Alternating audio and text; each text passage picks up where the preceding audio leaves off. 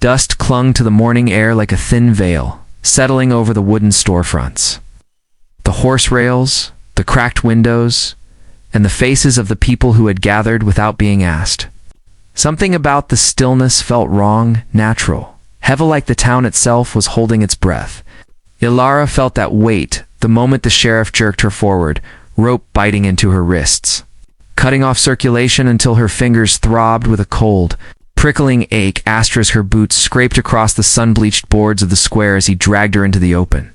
She kept her chin raised, though every instinct screamed at her to fold inward, to hide her face, to vanish. But she refused. If they wanted to break her, they would have to use more than rope and shame. The townspeople formed a loose circle, slow and reluctant, like a ring tightening around prey. Their eyes darted between her and the sheriff, then back again, searching for permission to judge, to disapprove, to condemn. Some looked uncertain, others smug. A few, the ones she had once believed were friends, couldn't meet her gaze at all. The sheriff cleared his throat. His voice came out loud and official. The tone he used for public announcements or minor trials, but there was a sharpness beneath it this time. A brittle edge revealing the anger coiled beneath his polished words. Citizens of Red Hollow, he began. This girl stands accused of spreading falsehoods and interfering with the lawful operations of this town. She sought to stir distrust, to undermine authority, and to damage the reputation of Mayor Halston. Ilara swallowed hard. Throat raw from hours of struggling, hours of shouting for anyone to listen. I didn't lie, she managed, though the sheriff's hand tightened instantly on her arm. Hush, he muttered. You'll speak when spoken to. She glared at him but said nothing more. Each second of silence felt like another thread pulling inside the crowd, tightening the feeling of inevitability, of helplessness. She scanned the faces before her. Mrs. Dunley, who used to give her baked bread every Sunday. Jonah, the boy who once carried her school books home. Even Mr. Carmack, who owed her father money, a debt Ilara had chosen not to report because she had known how desperate he was. All of them stood there, pretending this was justice. The sheriff forced her onto her knees.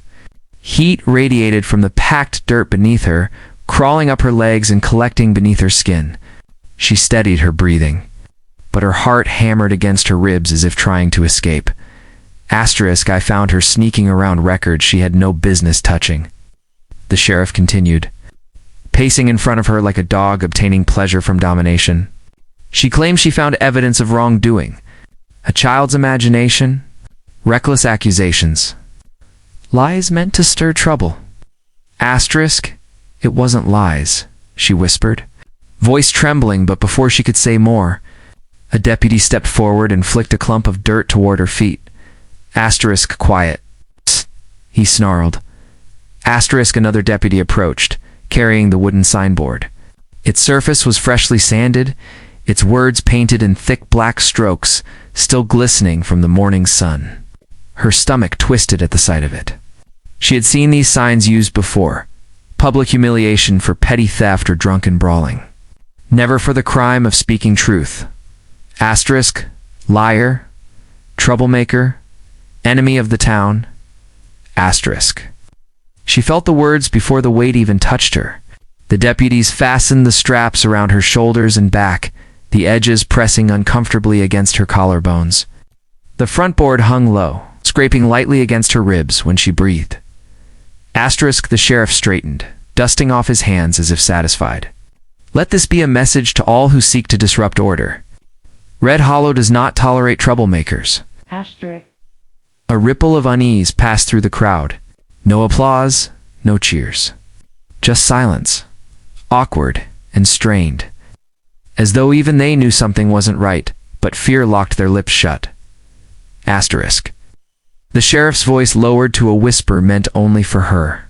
Next time, he murmured, you won't walk away. She flinched. Not because of the words, but because of how easily they came from him, smooth, casual, almost bored. Then came the march. The deputies pulled her to her feet, the sign swinging against her chest, the rope still tight around her wrists. She stumbled as they forced her through the town square. Down the main road where people had gathered on their porches to watch, asterisk children stared. Some laughed uncertainly, unsure whether they were supposed to. Women whispered behind their hands. Men frowned disapprovingly but did not speak, did not question. Asterisk, what did she do? Someone muttered, asterisk, she poked her nose where it didn't belong. Another replied, asterisk, best to leave things as they are. Asterisk, she brought this on herself. Asterisk, each whispered judgment scraped across her skin like thorns, drawing no blood, yet cutting deeper than any blade. Asterisk, her vision blurred for a moment, not from tears, but from the dizziness of humiliation, the weight of so many eyes upon her. She fought it back ruthlessly. She wouldn't give them that satisfaction.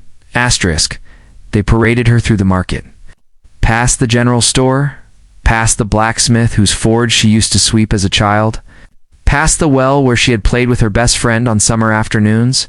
Every familiar landmark now felt like a spectator, watching her fall apart. Asterisk, by the time they reached the end of the road, the sun had already climbed high, burning against her neck. Her legs shook from the strain of walking in heavy boots under the sign's weight. Finally, the sheriff gave a curt nod, and the deputies sliced the rope binding her wrists. Asterisk, the fibers snapped free, leaving deep red grooves along her skin. She flexed her fingers, wincing as feeling returned in sharp, painful waves. Asterisk, go home, the sheriff said, and keep your mouth shut from now on. Asterisk, she stared at him. For a long moment, she wondered if she should spit the truth in his face. One last time. Tell every person who had followed the spectacle that the mayor was stealing from them, manipulating them. But she knew the sheriff wanted her to react. Wanted an excuse to drag her back, so she turned away. Her walk home felt longer than the march through town. Every step echoed like a memory she didn't want to keep. She passed houses she had known her entire life, their shutters half closed, their curtains twitching as people watched her pass. Her father was waiting for her. Rowan stood outside the cabin, his arms crossed, gray hair ruffled by the breeze. When he saw the sign, he froze, not in shock, not in disbelief, but in something much darker. His shoulders lifted, then fell with a slow exhale that sounded like the earth shifting beneath their feet. Asterisk, Alara, he whispered, voice rough. What did they do? Asterisk, she lowered the sign from her shoulders, letting it fall to the dirt with a dull thud. Red marks from the straps lined her skin. Her wrists were raw, her legs weak, her face pale. She couldn't bring herself to answer right away. Words felt too small for what she had endured. Asterisk Rowan knelt before her. His large hands hovered as if afraid to touch her wounds. He traced the red marks with a trembling finger, then pulled away sharply, as if the sight alone caused him pain. Asterisk, they humiliated you, he said. In front of the whole town? They did this to my girl. Asterisk, she opened her mouth, wanting to soften the blow, to tell him she was fine, that she could handle it, but the words caught in her throat, brittle as broken glass. Asterisk, I tried to warn them, she whispered. Tried to tell the truth. They wouldn't listen. Asterisk, Rowan stood slowly, the movement stiff, every muscle tensed.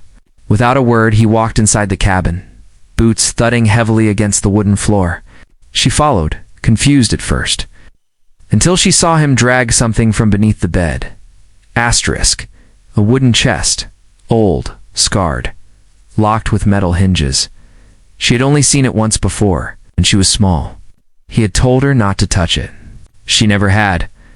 Asterisk Rowan unlocked the chest with a small iron key he kept on a leather cord around his neck. The lid creaked open. Inside lay the rifle, heavy, well-oiled, gleaming faintly despite its age. Beneath it were maps, old documents, newspaper clippings, faded correspondences that suggested long-buried secrets. Asterisk Elara's heart lurched. Papa, what is all that? Asterisk. He didn't answer immediately. Instead, he checked the rifle, loaded a round, and strapped the weapon across his back with practiced ease. Asterisk, I should have acted sooner, he said, voice low. I should have stopped Halston the moment I learned what he planned for this town. Asterisk. Her breath caught. You knew? Asterisk, I suspected enough. His jaw clenched. But suspicion isn't proof. Not to them. And I thought, maybe your generation would change things without bloodshed. I wanted a better world for you. Asterisk. She shook her head, stepping closer.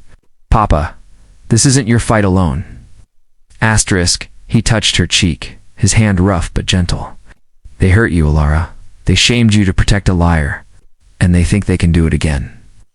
Asterisk tears burned her eyes, but she blinked them back. Papa, please, think asterisk I have. His voice was calm. To calm. Tonight, I'm going into town. Asterisk, she grabbed his sleeve. No, they'll arrest you. They'll kill you. Asterisk, he looked down at her, and for the first time she saw not just her father, but a man pushed past every limit. A man who had lost faith in justice long before she had uncovered the truth. Asterisk, they took your dignity, he said quietly. If I let them walk free after that, I lose what little of mine I have left. Asterisk, her breath trembled. What are you going to do? Asterisk Rowan stepped past her, toward the door, toward the deepening shadows outside. He fastened his coat, adjusted his rifle, and closed his hand around the L.